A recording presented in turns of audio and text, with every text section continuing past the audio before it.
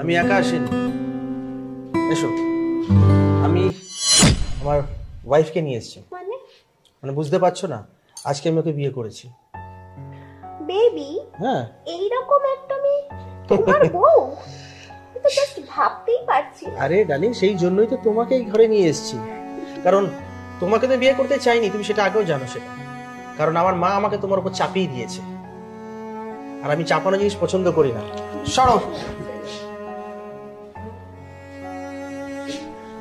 বসো ডার্লিং।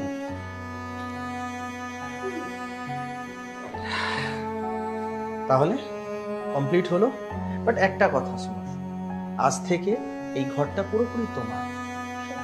একদম, তুমি এই ঘরেই থাকবে আমার সাথে।